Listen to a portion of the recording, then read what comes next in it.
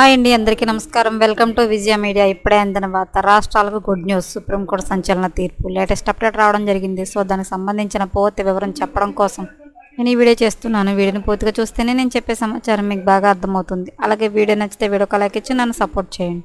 చాలామంది సబ్స్క్రైబ్ చేసుకోకుండా చూస్తున్నారండి. తప్పకుండా సబ్స్క్రైబ్ చేసుకోండి. అప్పుడే నేను పెట్టే మరిన్ని వీడియో చూడడానికి అవకాశం ఉంటుంది. అలాగే వీడియోని లైక్ చేయడం వల్ల వీడియోని కొంతమందికి రీచ్ అయ్యి ఇన్ఫర్మేషన్ మరికొంతమందికి రీచ్ అవుతుంది. సో లేట్ చేయకుండా మనం వివరాల్లోకి వెళ్ళిపోదాం.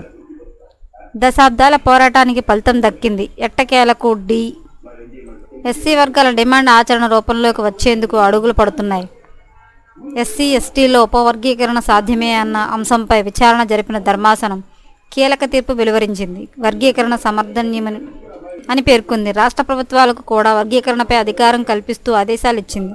ఎస్సీ వర్గీకరణపై 3 దశాబ్దాలుగా పోరాటం కొనసాగుతుంది. 2000 సంవత్సరాల ఉమ్మడి ఆంధ్రప్రదేశ్లో ఎస్సీల్లో ఉపవర్గీకరణ కోసం బిల్లు ప్రవేశపెట్టారు ఆనాటి సీఎం చంద్రబాబు.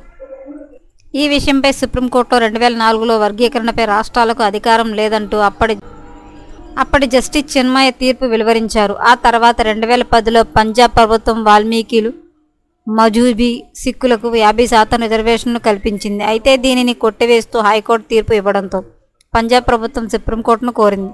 ఎస్సీ వర్గీకరణపై దాఖలైన 23 పిటిషన్లు విచారించిన జస్టిస్ చంద్రచూడ్ ధర్మాసనం కీలక తీర్పు వెలువరించింది.